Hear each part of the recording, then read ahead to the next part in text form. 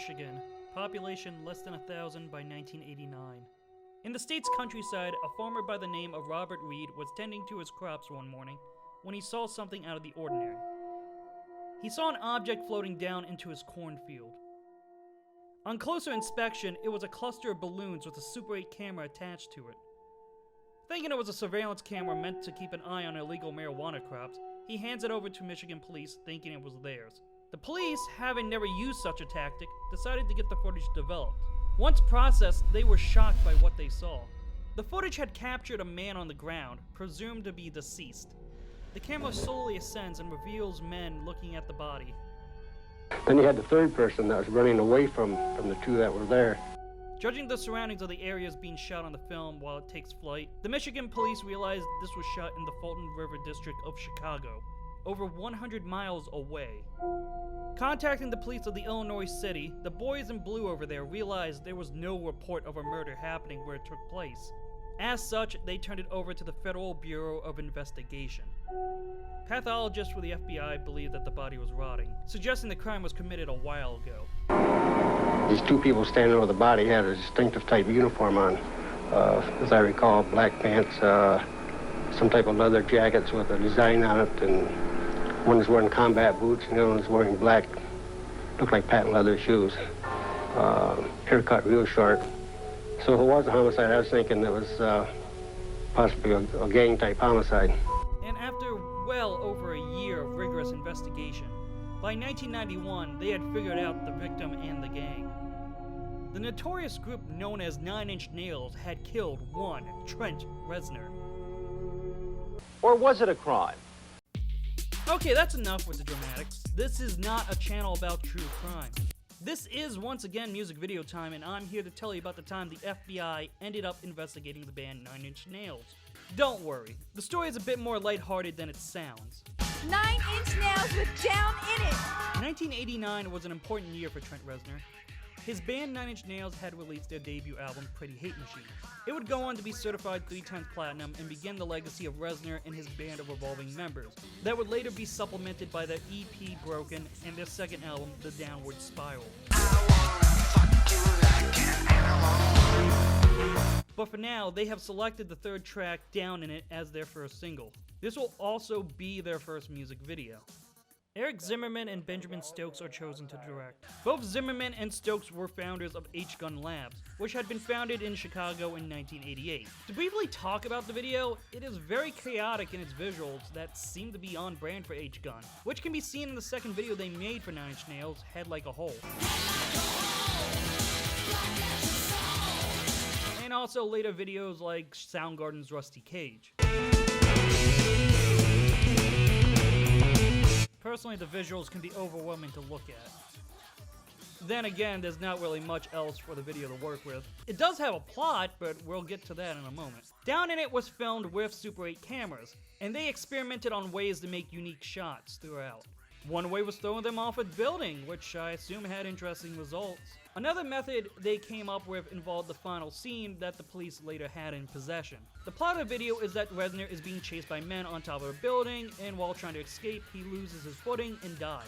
Nothing too special there, but they needed a shot of the aftermath of Trent Reznor falling to his death. Because they couldn't afford to do a crane shot, they opted for the next best thing, attaching one camera to weather balloons and then have the shot be played backwards in the final edit.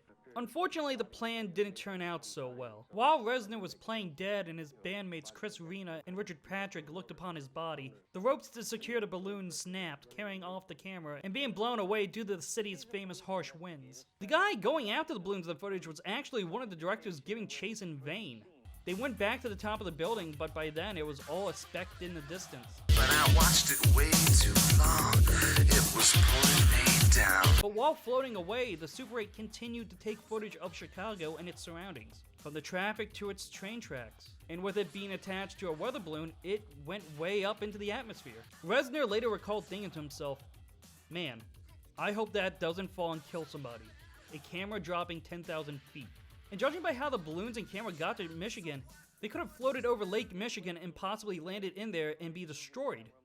And we wouldn't have a story." The band and crew continued on making the video. They seemed to have found another way to shoot Reznor being dead on the ground, so it wasn't a total loss. Production wrapped without the missing footage, and the video was released alongside the single in September 1989.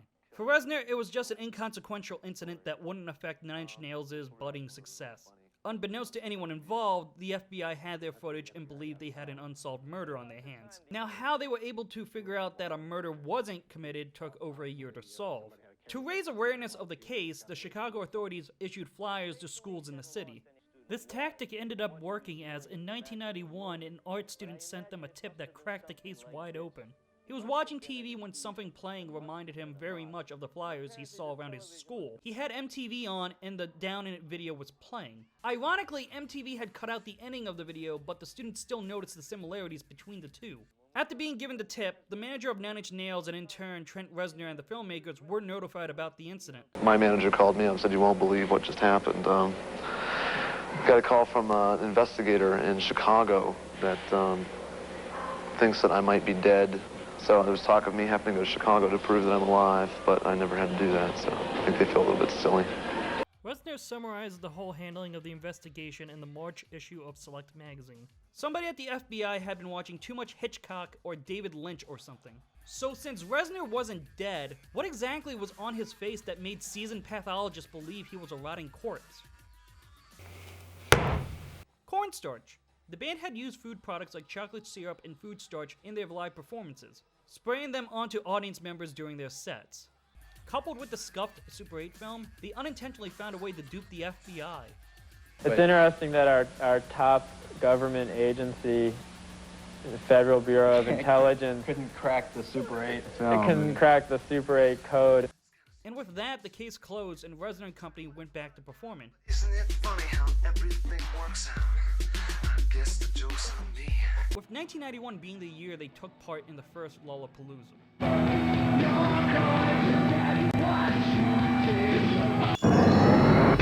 Now copy this. Charles Manson. One more thing to talk about before ending this video. The clips I've been using to showcase moments about this story came from the show called Hard Copy. It was a tabloid show from 1989 to 1999. Basically, TMZ meets Entertainment Tonight or something like that. Anyways, they brought up the incident in their March 3rd, 1991 episode, and it's pretty funny to watch now. A year after a film murder scene landed in a cornfield hundreds of miles from Chicago, police and FBI narrowed the case down to the victim's identity. They can be excused for wishing they'd never found him. They definitely took some creative license to dramatize this incident and went with it. Art student, and it wasn't the woman he had been painting. It was the image on the television screen, the same footage that had baffled lawmen across the nation. Reznor, who was interviewed for the show, later had this to say about Hard Copy. Total junk gossip, exploitative journalism. That was the icing on the cake, getting on the worst TV show in America. But I do want to point out that it's through Hard Copy that I was able to find the footage that led to the wild goose chase of a crime that never occurred. Because I don't think Nine Inch Nails ever got the tape back. Makes me wonder if it stayed in the Hard Copy vaults after it closed. Would have been interesting to see it in its entirety, floating up through the city of Chicago until the film is used up. Maybe it caught the entire state of Illinois. Something. Can't help but wonder. Oh well, I'm going to eat. Thanks for your time.